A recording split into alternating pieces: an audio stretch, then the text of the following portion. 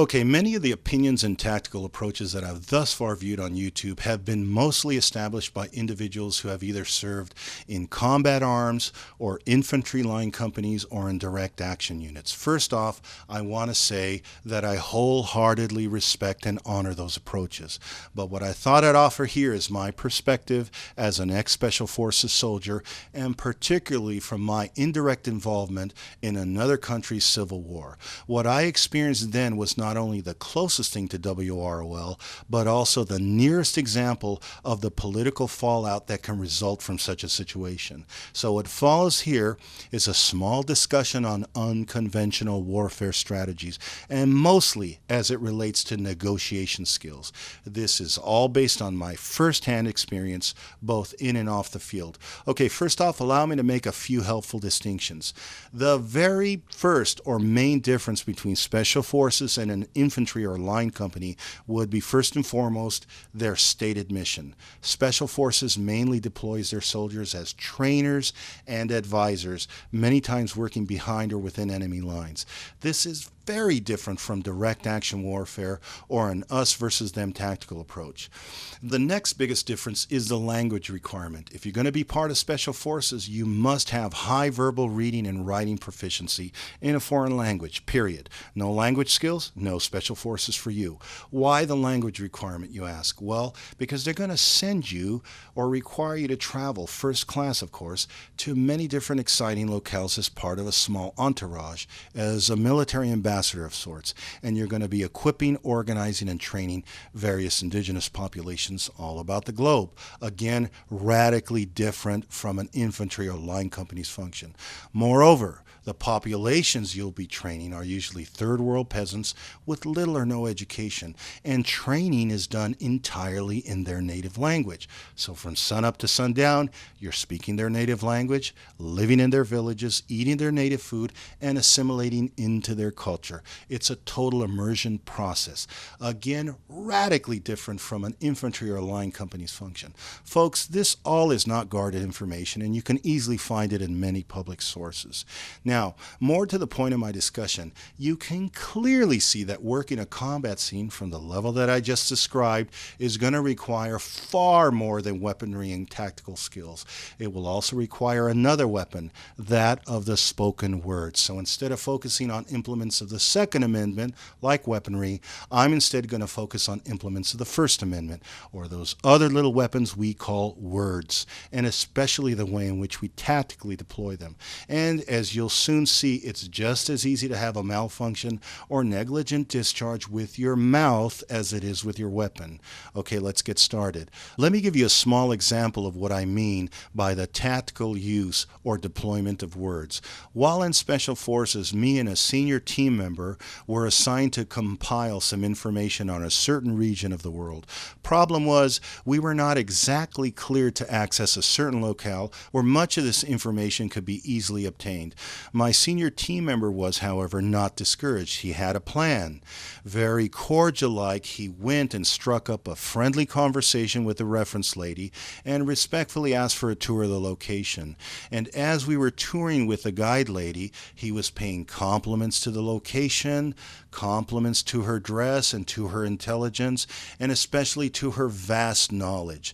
As you might guess, she was moved, and by the end of the hour she was gently persuaded to at least grant us minimal access. No more than 4 hours, she said, and we agreed. In the end, we got what we needed, and we were on our way. Now, what was the lesson learned here? First off, metaphorically speaking, not one shot was fired. That is, there was not one phone call to her superiors, not a lengthy process to request permission to enter this locale, no back and forth runarounds, no paperwork, no direct confrontations. In other words, the conventional means of gaining access were not going to cut it, given our time constraints. So my senior team member skillfully deployed an unconventional approach using the tools of spoken persuasion. And that brings me to the bedrock of unconventional warfare, which is your best fight is the one that never happened. Let me say that again. Your best fight is the one that never happened. That day, my senior team member told me, with just his actions alone and without even uttering a word, Hey, buddy, if you're going to hang with special forces, then you better get used to the idea of developing your negotiation abilities on par, if not better, than your weapons abilities, because where we're going, you're going to need both. And he was right. In fact, he was very right. And it was a lesson that would stay with me and serve me very well for the rest of my life. Now, let's talk a little bit about WROL, or without rule of law, and how that scenario may naturally lend itself to an unconventional warfare approach.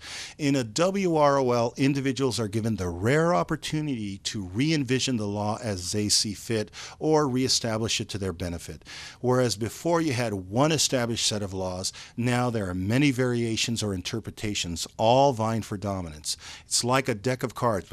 You spread them out, and you have 52 different cards, or 52 different groups competing for resources, power, and dominance. Now, quite similar to the Civil War that I was indirectly involved with, a WROL will likewise contain many different splinter groups or political factions that are either already formed and established, or in the process of forming, or if they're losing power, in the process of merging with other weaker groups to consolidate their power. Bottom line, a WROL will most likely not be a clean-cut us versus them scenario. It will most likely not be a situation where you have one sector or military compound battling it out with another in a conventional manner. It will rather be a constant mixture of shifting allegiances, of political alliances that emerge spontaneously from one region to the next. It will also most likely involve infiltration, moles, and double agents, and political sabotage from within your own ranks.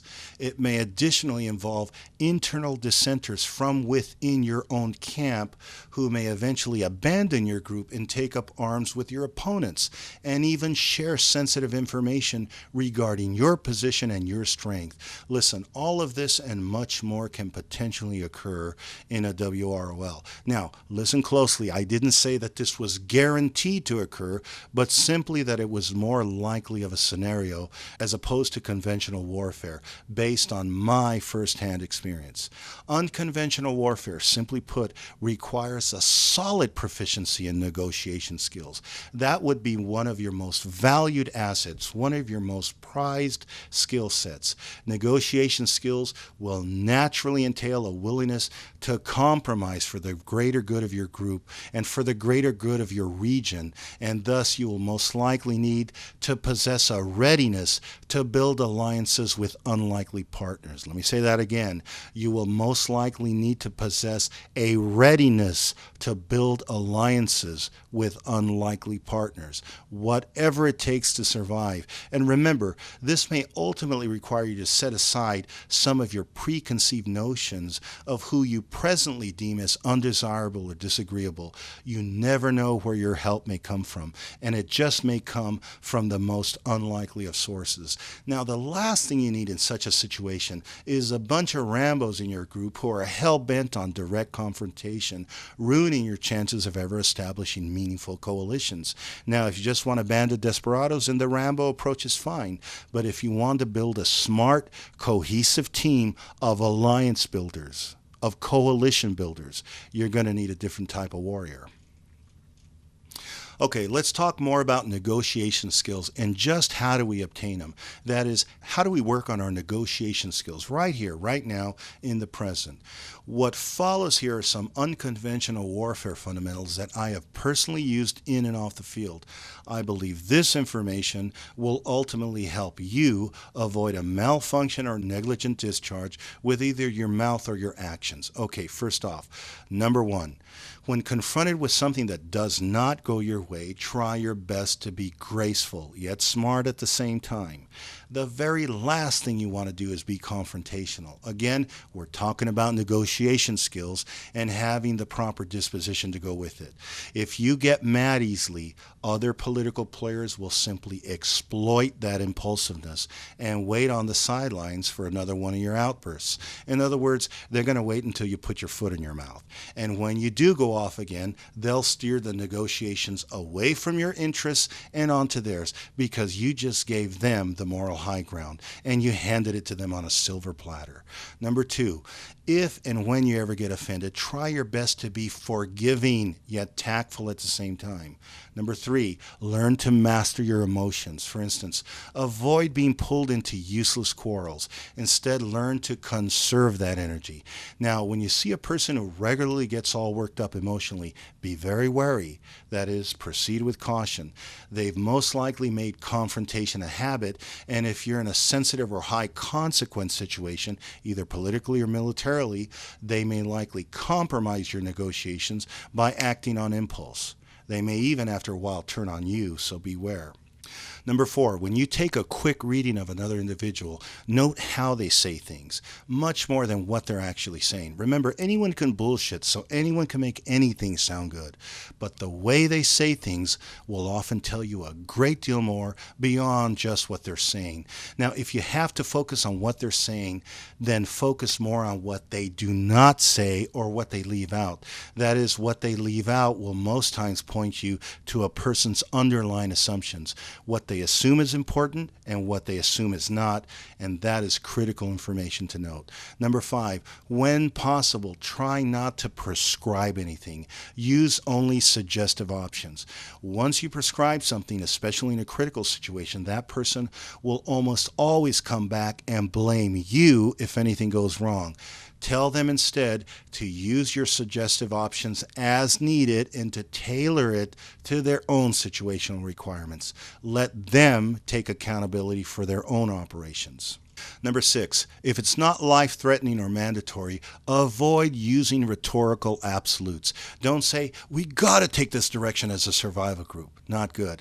Instead say, well, based on XYZ, I think the best option at this point would be to go in this direction.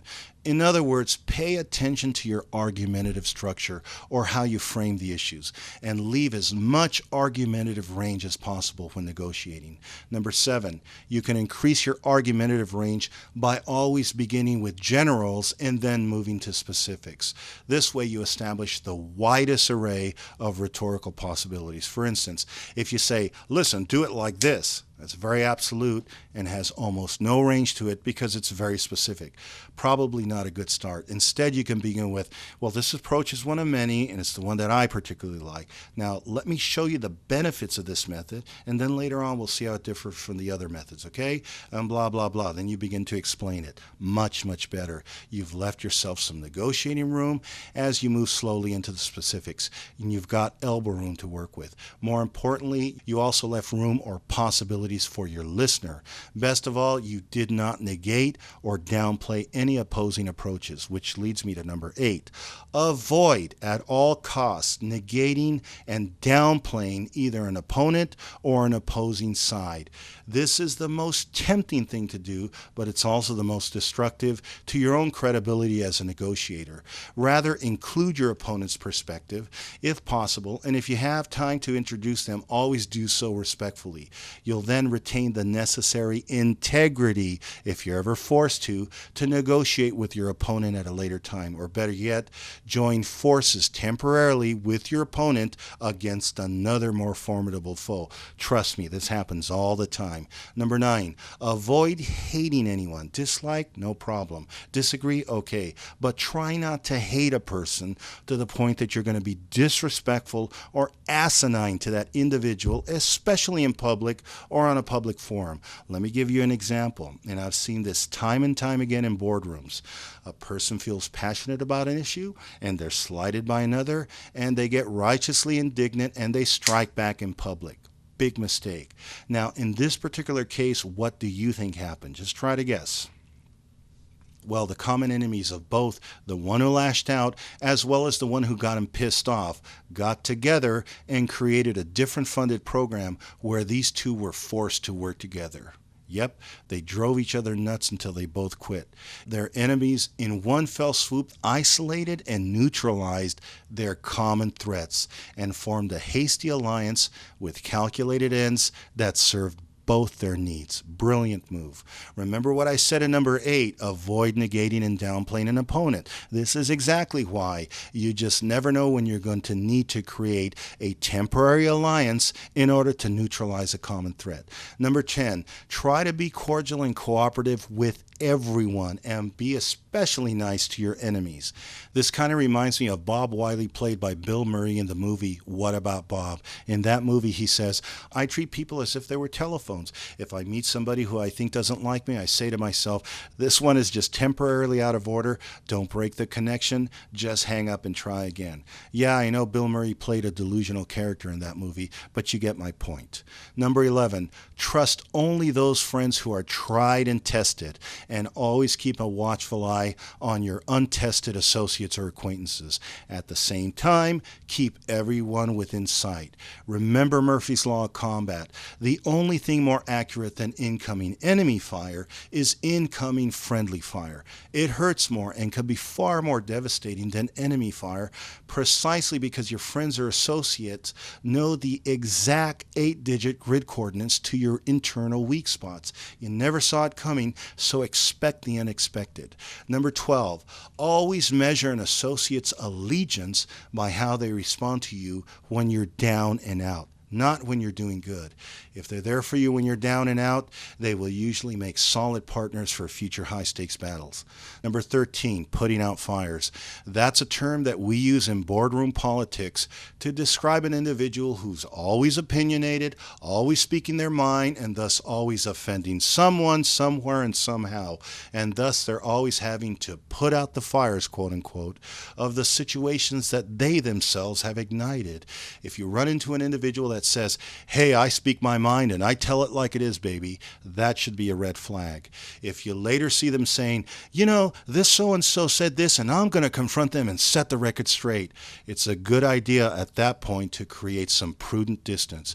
Sure, speaking your mind here or there or setting the record straight, every now and then, that's normal. But if this person has made a habit of direct or indirect confrontation, you may find yourself before too long either embroiled in their conflicts or pulled into their drama.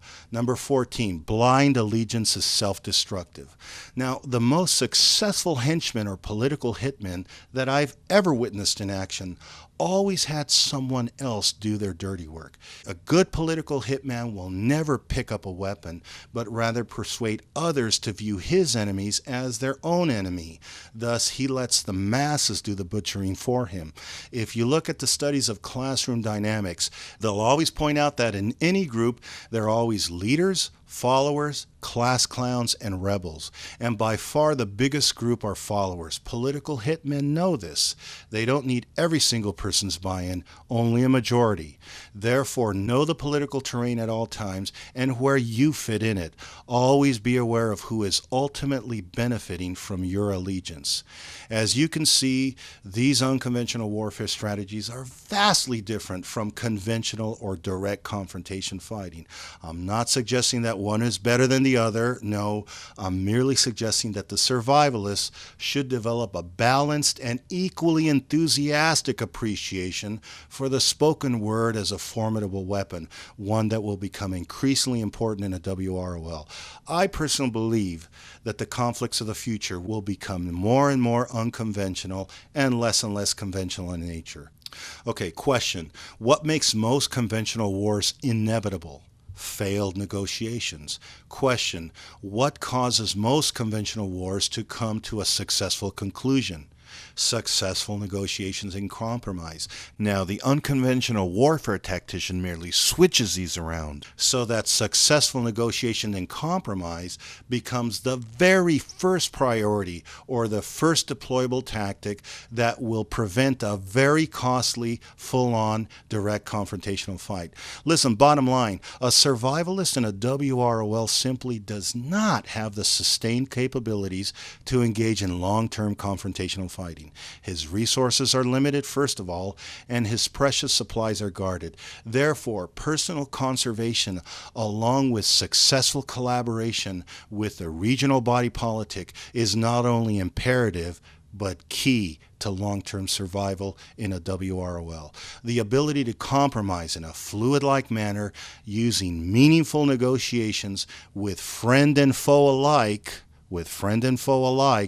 will, in my experience, be your dominant or first weapon of choice in an unconventional warfare setting. with your carbine coming in a very, very close second. Okay, that's it for now. This is Analytical Survival saying stay safe, my brothers and sisters.